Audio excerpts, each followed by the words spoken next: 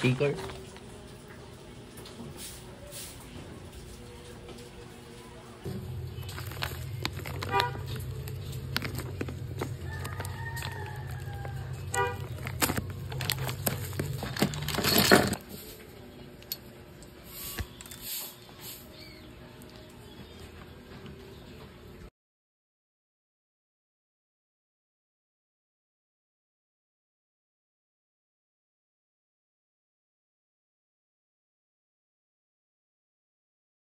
So ngayon ay aalisin ko muna to dahil masyadong wide. Buutin natin tong ano na.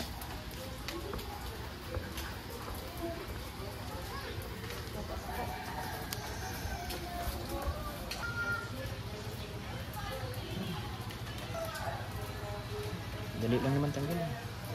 Siyempre space na. So yung binali ko kayo saan. Oo, yun binalik ko para hindi magkawalaan yung nut.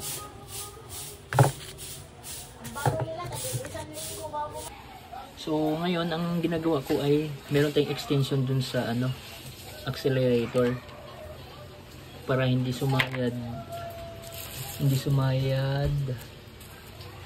dito. Pag sumayad kasi hirap kang pihitin o yung dun sa may grip, may throttle. So nilagyan ko ng extension. Ang mangyayari ay ito yung sasayad sa bakal na sa pinakano na nabela niya. Tapos ito naman yun yung sasayad dito. So yung goma ng accelerator ay hanggang dito lang. So free play siya.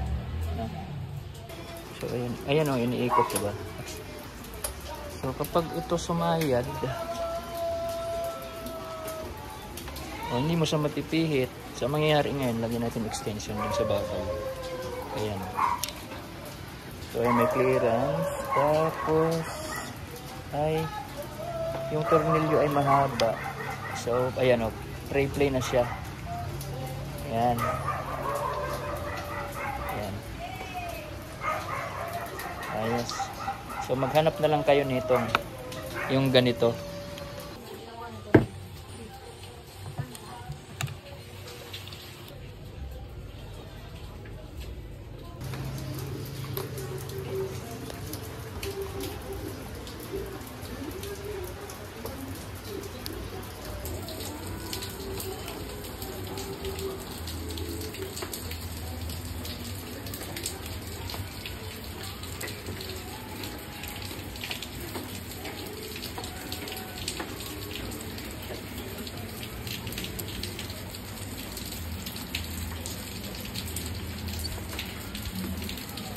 Ngayon lalak natin yung lagyan natin ng washer.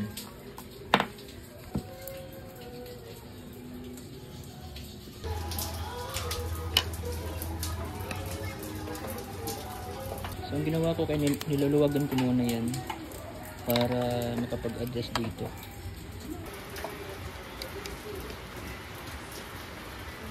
So ayun, mahigpit na. Yan, higpit na tayo rito. Magkaiba sila ng sukat ng aling yun. Tandaan dito may cover na protection na plastic para hindi masira yung paint.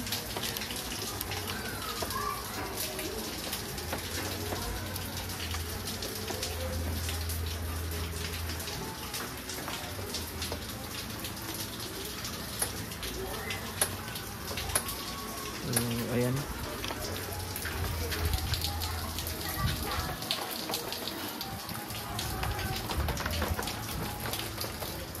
Kabila na naman.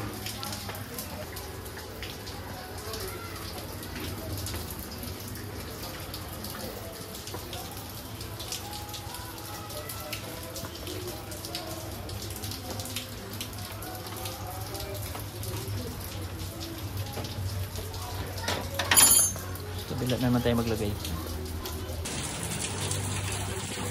So yun, ang ginawa ko ngayon, di ba may ano dito, may lock sa loob. Ang ginawa ko, nilubog ko siya, pinukpo ko siya paloob para pumasok yung lock nung handguard. Kasi hirap akong tanggalin eh. Alam ko may pin yun dito. Pag tinanggal mo yung kinakapitan ng tornilyo dito, may pin yun dito. Kaso nyo, ayan o, yung puti na yan. Nilubog ko na dun. Okay. Ito yung mangyayari. Ayan. Okay. Yung hawak ko. So ang gawin nyo ay ilagay nyo muna ng ganyan. Kailangan nakaset na siya. Okay, nakatornilyo. Kailangan nakaano dito. Nakatornilyo siya dito. Baka may maiwanan yung nut. Ipasok nyo sa loob. Kailangan nakatornilyo yan. Tapos ganyan nyo lang. Saka nyo iikutin. Kusang bubuka yan. Kusang bubuka yan.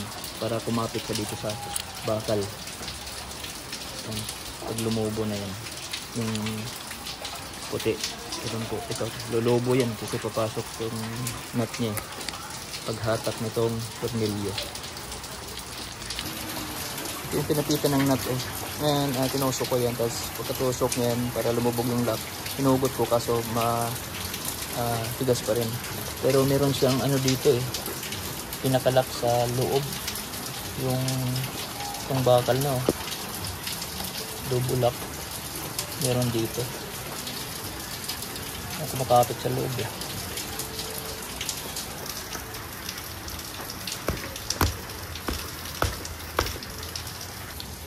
So ayan, gawa na natin. Ngayon ay ihigpitan na natin dito. So ayan na oh. Okay, so pag higpit natin yun, pupunta yan dito, uusog. Kailangan din yung sukat sa kabilaan. Yung side nito, kailangan same yung clearance nito. Ayan o, yung clearance nito. Sobra. So kaya hubutin pa natin konti.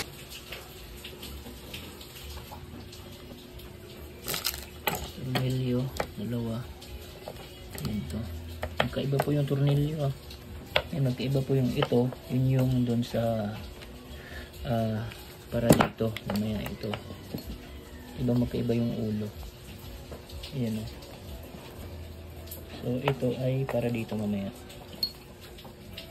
Ayan. Tapos itong dalawa ay para dito. Ayan. So gaya dun sa kabila ay bago natin higpitan to, kailangan ilagay muna natin tong tornilyo. Tulad din.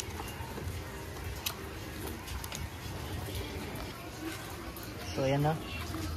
Ayan, hihigpitan na natin dito. Ito mahigpit na. Ngayon, para yung clearance nito saka dito pareha, ay ito hinigpitan natin ng una. Tapos ngayon dito ito mag-a-adjust. Ayan o.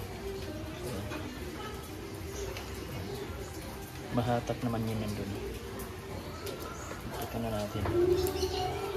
Okay. So sinukat ko galing dito sa round bar na to ay tigwa 1 inch na. Dito ay yan. Okay, 1 inch sayad. Tapos dito ay babatakin ko para mabot siya rito. Para ito yung clearance tight.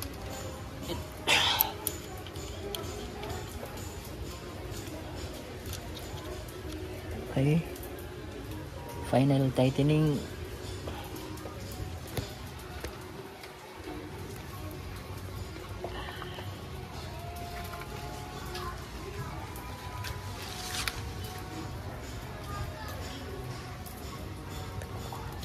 Pop. Yeah.